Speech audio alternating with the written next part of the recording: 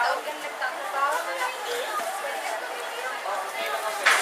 Anak, sayang naman kung hindi ko matapos ako pagtuturo. Hayaan mo. Ayaw papasok hanggat gumagaling si Aida. Sa bagay. Pero kahit kung siya lang na, mga pa lang sabihin sa eskwela. Alas ko na yung galing kiba. Alam. Pero, hayaan na natin sila. Diyos ko, baka bang maaasahan mo sa mga wala namang prinsip ng tao. Sinabi mo tuloy-tuloy ng demanda. Oo, bakit hindi ko naman tuloy? Na, Amanda, sobra naman daw talagang ginawa nila kay Aida. Pag-aral si Aida doon, sa siguro nila. Diferensya nga lang daw. Mayor itong kalaban ko. Eh ano sa akin kung mayor? Kung iba mayor siya eh. Libre na ang kanyang anak. Wala nang mangyayari. Pero pag malaki sa nasa poder, baka naulaan pa tayo doon. Eh babata po eh, wala ng mga prinsipyo. Bago tapos pa naman ang koleyo. Buti ba assistant principal naman? Matapang. Sabi sa akin eh, dapat daw ituloy ko ang demanda. Tuloy mo nga Rina, ng madala. Sobrang tanya lang ng pera yan eh. Dapat naman siyang bitay. Bitay naman ibigay sa batang yan. Ay, Rina, gawin pala ni Aida yung lang Chrysler. Gusto na. Gusto ba? Ang galing mo lang si Tonet, mag-aalas 9 na. Gabi na pala. Tony! Antonio! Hindi po, Inay. Kinakabit ko lang itong daylight. Dalian mo at may utos ako sa'yo. Dali mo ito sa aparador at bumili ka ng gamot ni Aida ha, tranquilizer. Oo, si Aida po. Dalian mo.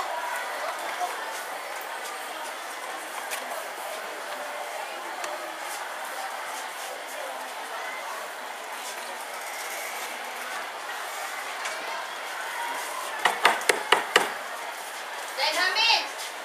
Benjamin, tingnan mo. Parang may tao sa pinto. Ako po. Yung po kasi yung kalderon.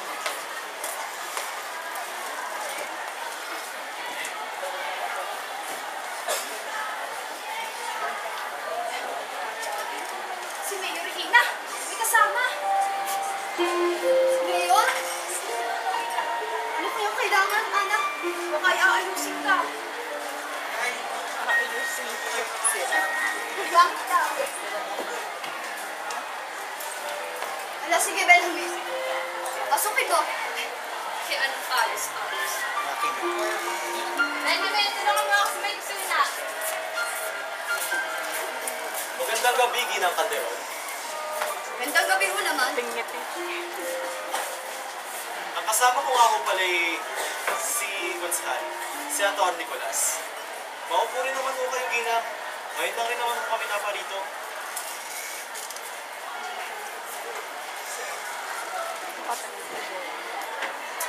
Magandang apartment ito. Malaki siguro ang upa niyo rito, Ginang Regina. Sa amin ko itong apartment. Kinuha ko pa lang namin ang unang punto. An honest mistake, Mrs. Akalain mo nga naman, Konsehal, sa kanila pala itong napakagandang apartment na ito. Oo nga, Mayor. Mga nakakuha sila doon sa J-Science. Matanong ko Ginang Calderon. Di ba ko kayo ay maestra? Oo, Saan naman kayo nagtuturo? Nagloko na. sa Torres High School sa Maynila. Magandang paral. Siya nga pala, Mrs. Kami nga pala yung naparito Para ipaurong sa akin ang demanda. Ganun mo ba, Mayor? para magkausap tayo. Attorney Ginang Calderon, si Judge Shokin na nagmungkay na magkausap kayo ni Mayor na kung tatanungin, siyang pinakamabuti ng gawin. Aba, mahusay pala kayo magpalaman sa mga salita ko sila. Mrs., unang-una, naparito kami upang makipag-discuss. Alam kong mabigat itong hinihingi ko sa inyo, ngunit bilang mayor nga, narito ako, nagpapakumbaba, upang ika nga ihingi ng tawad itong nagawa ng aking anak. Tawad? Tama bang narinig ko, Mayor? Tawad ka mo? Akala ba ninyo yung madadali niyo sa paghihingi ng tawad ang walang hiyang ginawa ng inyong anak? Alam ko, Mrs. Alam ko. Ganun pala. Bakit di na natin ang pagbahay sa husgado, Mayor? Si Mrs. naman. Mayor, matanong ko lang. Kayo ba'y may anak na babae? Meron. At alam ko itatanong mo sa akin, Mrs. Paano kung sa akin nangyari yon? Paano nga kung isa sa mga pinakamamahal ng anak ay hindi naman sila nakakulak? Natural lamang, Mrs. Calderon, na maramdaman ko kung ano naramdaman niyo. Ngayon, hindi ko po itatanong kung anong mararamdaman niyo. Ang itatanong ko po ay kung anong gagawin niyo. Ano? Tatahimik ba kayo? Magdedemanda ba kayo? Anong gagawin niyo? Kung sa bagay, sino nga ba naman ang mga ngas na mayor nga kayo? Pero halimbawa, mayor na sa katayuan ko. Alam niyo, Mrs., sa ganitong angulo natin dito, umabot na rin lang sa ito. Di ba kayo naawa sa anak niyo si Aida? Kung talagang desidido kayong ituloy ang kaso, kauna-una ang gawin, masuri natin siya. Hindi niyo maalis ang mga bugate yan. Siya nga naman, Mrs. Ang ibig ko nga sabihin ay, Para patunayan kung siya ay ginahasa o hindi. Kung hindi nga kayo kumbisidong ginahasa ang aking anak, bakit lalo kayo? para di na tayo umabot sa ganung punto. Galis mo ninyong mga abogado. Wala na tayong magagawa, Ginang Calderon. Ganyan talaga. Kusuhan, katalinuhan, pasinungalingan. Jet kayo. Sa ilalim ng batas, walang kasalanan ng tao hanggat di siya napapatunayan nagkasala. Gandang dahilan ninyong mga abogado. Halimbawa talagang nagkaroon ng kasalanan ng anak ni Mayor, dinaasan niya si Aida. Naiwan natin kung kailan. Siguro tayo na rin mainit. Anong ating makukuha? Justisya. Justisya! Tignan niyo, Ginang Calderon, ang panig ni Aida. Kawawa ang anak ni Mrs. Halos na 8 taon mong pinalaki. Nilagaan. Kung maaari-ari nga ipagkatapong mo. Pagkaingatan mo. Pagkatapos nag-aabang lamang ng bus galing eskwelahan. Kaya agawin ang anak ninyo. Dadalhin sa motel. Masaktan doon. Paglalaroan at pag-aaliwan. Sasakay sa taxi na halos hindi ba kagulapay? Pagkaranya, paparito kayo sa akin at sasabihin ninyong ako'y maging praktikal. Hindi ba ba itong puti ng anak ko? Makakaalis na kayo. Hindi ko yung urong demanda. Alam niyo, Mrs., hindi rin ganyan lamang yan. Saan kayo lilipat? Dito rin. Kung nakapag-mayor nga siya ng 12 taon, malamang sa susunod na eleksyon, pang 16 pa niya. Kayo ang hari dito. Alam niyo, Mrs., ayaw ko sana sabihin to, pero di ba mga politiko rin naglalagay sa mga west? Ngayon, saan kayo dudulog? Sa itaas. Sinong mga nasa itaas? Di ba mga politiko? Maraming boto rin ang maaari ibigay sa kanila ni Mayor. May kisama rin sila, Ginang Calderon. Kayong masasamang politiko. Masamang politiko, Ginang Calderon. Alam niyo, ganyan naman ang buhay ngayon, di ba? May nakita na ba kayong anak ng politiko na naghahasa? Tama. Pumatay man kayo, di kayo nagagalaw. Mrs. Alam kong mabigat itong hinihingi ko sa inyo. Ngunit, tanggapin niyo sa akin itong kaunting tulong ko para sa inyo.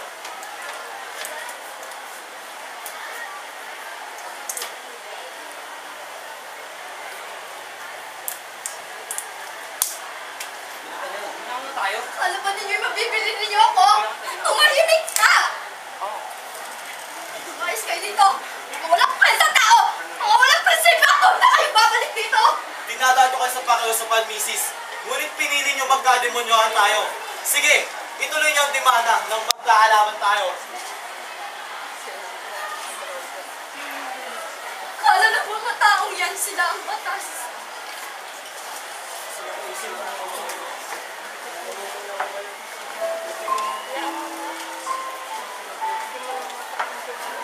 Tony, lalabas din ang katotohanan.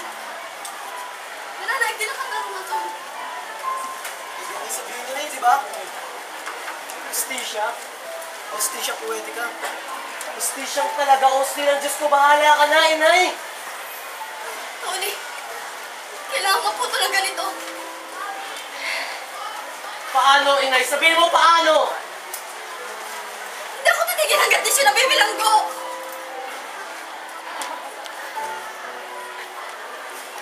Hindi matotoo yung sinasabi mo. Tatlo lang ang nagkakaroon ng hustisya rito sa atin, inay. Yung malalakas, yung mayaman, at yung mga pangyarihan. Kung simple kang tao, inay, mahina ka. Kung mahirap ka, lulukoy ka. Tatakutin ka pa nga eh. Wala. Pasensya ka na, inay. Magtiis ka. Tandaan mo, inay. Sa paningin ng batas, inay, walang pantay-pantay. Susulat ako sa mga magazine. Susulat ako sa lahat ng dyaryo. Isusulat ko lahat at titiyakin ko na may makakarinig sa akin. Pag may nakarinig sa akin, Tony anak, ito na ang pagkakataon natin sa hustisya. Narinig mo ba sinasabi mo, inay? Sabi mo? Hustisya, inay, hustisya? Tony, pakinggan mo ko. Sa palagay ko ngay ako si Aida sadyang pinili ng Diyos para dito. Tony, makinig ka. Kung sa mga anak mayaman niya ginawa yun, mahiya silang bulgar ang nangyari. Natahimik sila. Pero kung sa mahirap niya ginawa yun, tatahimik sila. Siguro nga kanila pa tatanggapin ang pera. Tony, nagkamali sila! Lalaban ako! Laban, inay! Pag lumabang kayo, para lang kayo bumangga sa napakain bato. Ano ba, inay? Nag-iisip ba kayo? Tony, kay laki na ng pinagbago mo. Tony, anong gusto mo mangyari? Huwag na lamang magdemanda? Huwag na lamang tumahimik na lamang. Oo, inay, oo. Walang kaitay. Hindi ba sinabi natin nun? Sinabi natin na aksidente yung nangyari nun. Pero di ba ang totoo, pinatay siya, inay? Pinatay siya! Wala pa lang noon, inisip ko na ano ba dapat dito sa atin. At hindi ko alay sa Biblia kung makita ang sagot, inay. Naalala ko minsan nun. Marami na nangyari na. Naalala ko sinabi ng ama ni Itay pagkaraan ng libing. Kapag buhay ang inutang, inay, buhay rin ang kapalit. Naisip ko, ito hindi isang pamahiin. Ito yung simpleng batas, inay. Isang simpleng batas. Kautusan o kautulang inabilin ng Diyos kay Moses, inay. Sa gitna ng kulog at kidlat, sa taas ng bundok, inay. Sa gitna ng usok at ingay ng pakakak. Hindi man sinabi sa Exodus na buhay sa buhay, pero di ba? Yung nangyari kay Aida, mas masakal pa sa pagkamatay yun. Isa lang batas na dapat natin si Ninay. Mata sa mata. Ngipin sa ngipin, Ninay. Gaganti ako. Tony, at gaganti paano? Papatayin ko siya. Tony, lawakan mo ang iyong pag-iisip. Ang mga sinasabi mo'y dahil lamang sa mga personal na karahingan. Nawakan? Nawakan, Ninay. Di ba yung nangyari din kay Itay? Ano nangyari doon, di ba? Kawalang hustisya rin yun. Tony, darating din ang hustisya. Saan, Inay? Paano, Inay? Gaano katagal ako maghihintay? Di ba ipakintay natin sa kasong ito? Katulad lang ito sa paghihintay sa kaso ni Itay. Ano nangyari sa kaso niya? Ano nangyari sa kaso niya, Inay? Di ba pala na malaman natin? Nalaman ni Itay yung hindi paglilista yung truck na nataba ko nilalabas sa bodega. Hindi ba binantaan na siya nun? Binantaan na siya nun, Inay! Ano matapang ang kamay, Inay? Hindi siya nagpatakot. Hindi niya nagpatakot, Inay. Di ba nag-usap sila sa labas nun? Nag-usap sila sa labas nun, di ba? Nung nagkainitay sila, lumabas tayo. Ano nangyari pagkatapos nun? Narinig tayo ng putok, Inay. Narinig natin ng putok. Ano nangyari nun? Bagsak ang Itay, Inay. Walang buhay na si Itay nun. Ano ba? Hindi ba kayo nag-iisip nun? Umasa tayo nun na mahuhuli ang pumatay kay Itay. Nagyari tayo nun, Inay. Nagyari tayo. Ilang araw tayo nasa periodiko nun. Ano nangyari? Nung tumagal-tagal, di ba? Sila mismo ang nawalan sa interes sa kaso ni Itay. Sila mismo nawala, Inay. Third year high school ako noon, Inay. Third year high school ako noon. 16 anyos. Bata akong yun. nalaman kong hustisya ganito, inay. Tony, ang lahat ng iyon ay nakaraan na. Nakaraan. Hindi ka pa ba nadadala, inay? Hihintay mo pa ba na lahat tayo dito mawala ng hustisya? Ha? Hindi ka pa ba nadadala? Naniniwala ka pa din? Ha, inay? Tony, ano ang silbi ng aking tinuturo? Kung ako mismo ang hindi maniniwala dito! Tony, akala mo ba? Hindi masakit ang nangyari kay Aida! Tony, ina ako! Ina ako! At sa ating lahat, ako ang pinakanasasaktan dito! Tony! Tony, anak! Darating din ang hustisya! Inay, alam mo, kuya ako, inay! Napakalaking sampal sa pagkatao ko, hindi ko na ipagtanggol yung kapatid ko! Ha? Naiintindihan mo ba yun? Kaya hindi na ako umaasa sa hustisya, inay! Wala kayo, inay! Hayaan ko pa ba yung kay Aida? Ha? Inay, mahulog ka sa sarili mong pampang, inay! Mahulog ka! Sige na! Sige na! Saan na nanay-nervous na naman? Nakabili na ba kayo ng gamot? Ha? Ang gamot nga pala. Ano ba ating pabibilisin? Akala ko ba si Tony? Alam mo ba kung saan ka bibili? Ano yan, anak? Mag-iingat ka, anak. Saan kailangan ni Aida yun? Anak, kinakabahan ako. Saan? Sa pagdating ng mayor dito? Iintindihin mo pa ba yun? Eh, Tony, anak, ang mga pinagsasabi niya, ibang-iba na ngayon. Ay, kuya, Bakit, Ben? dala siyang baril. Anak! Baril! Baril ka mo, Benjamin! Baril na, kitang-kita ko. Ano naman kaya kayo nagkakagawin? Naku, kaya siguro naglalabas ng gabi-gabi yan eh. May, Kinuha niya yun doon sa malaking kahon, sa ilalim na kama. Alam mo ba kung anong gagawin, Benjamin? Patayin niyo yung anak ng mayor. Hindi ko na siya nakikita nag-aaral yung gabi. Susunod na semester niya sa scholar. Benjamin, nalalaman mo pala bakit di mo sinasabi!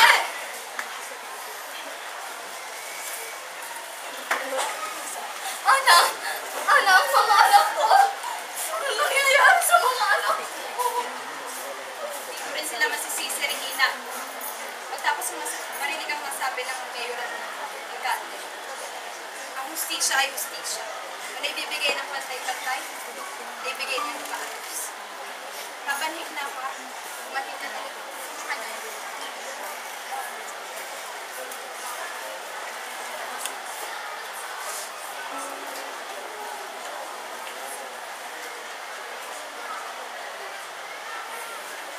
Hindi ako maniniwala sa inyo, inay. Ano po nang aking gagawin? Gaganti ako. Papatayin ko siya, inay! Tony!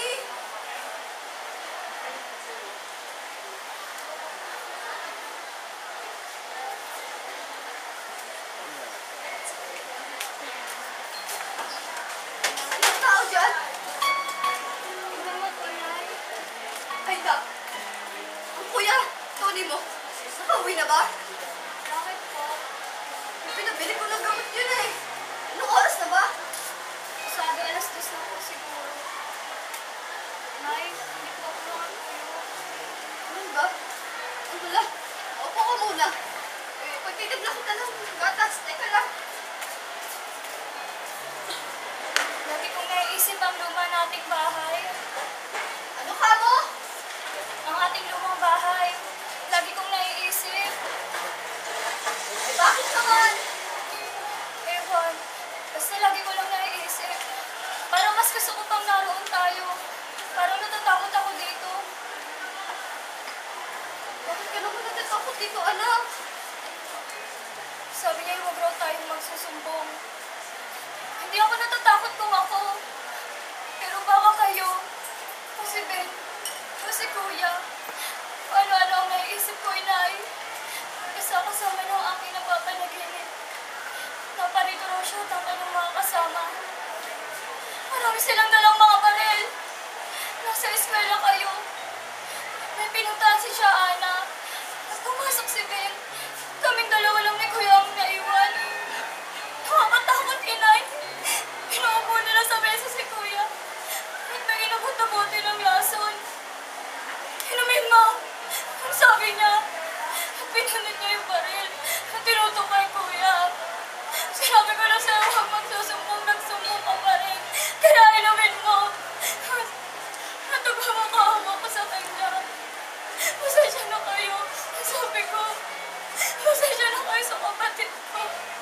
Pasensya.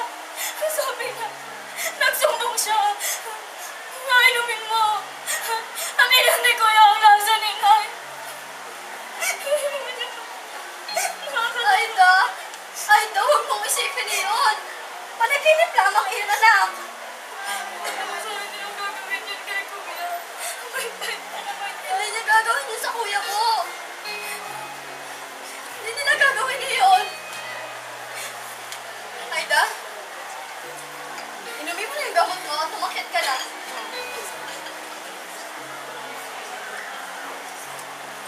Tumakit ka na! Matulog ka na! Kayo po. Dito lang ako. Antayin ko ang kuya mo.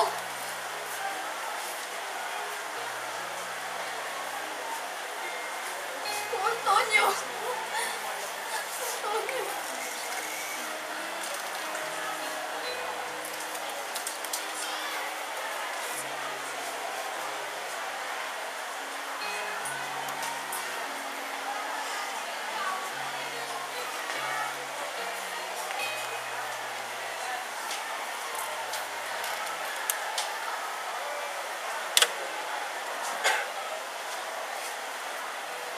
Tonyo?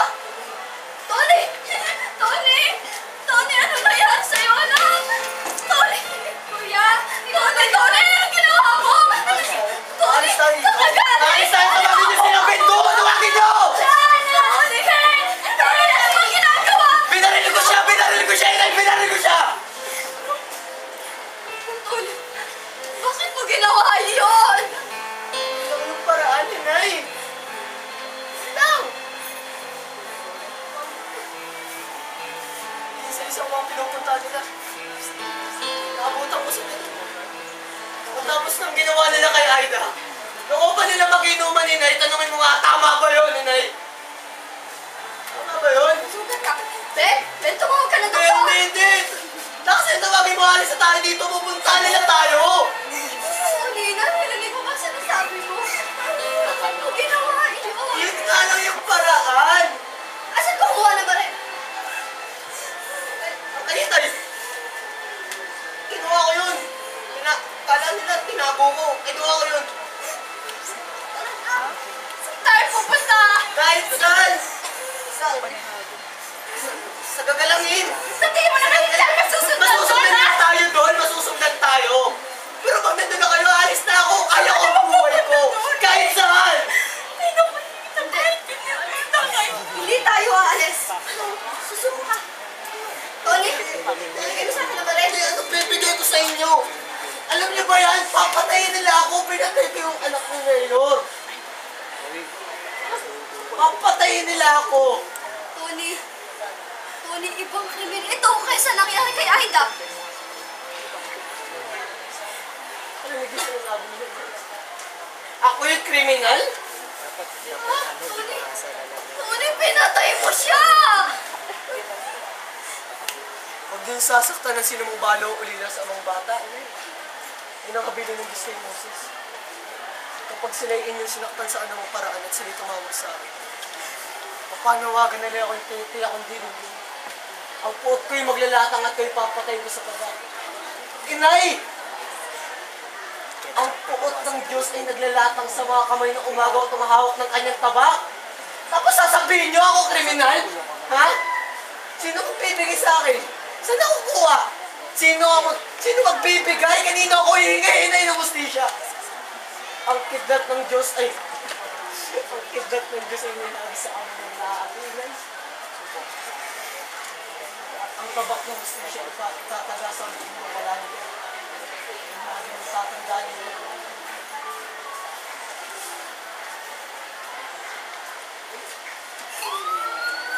Andiyan na sila, Inay! Ano pa? Andiyan na sila! Tony, ano? Tony, susuko ka! Andiyan na sila! Andiyan na sila! Susuko ka! Patayin nila ako! Patayin nila ako! Ben, buksan mo ang pinto. Tony, andiyan na sila. Huli niyo yan! Kaya bakit nasusuko ka? Ngunit pa nga! Bitawan niyo! Bitawan niyo! Bitawan niyo! Bitawan niyo! Bitawan niyo!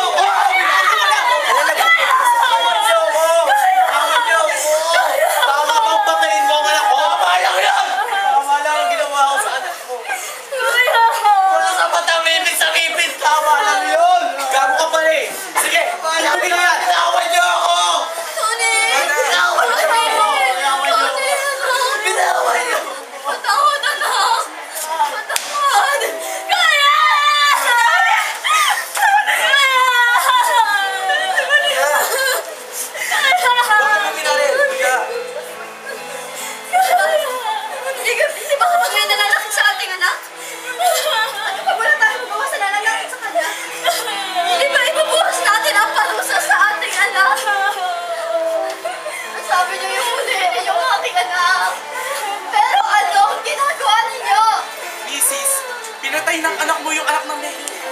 Kaya ina-arrest namin siya. Pinaaresto! Dito pa lang ay pinapatay na ninyo! Pananagutan mo ang ginawa mo.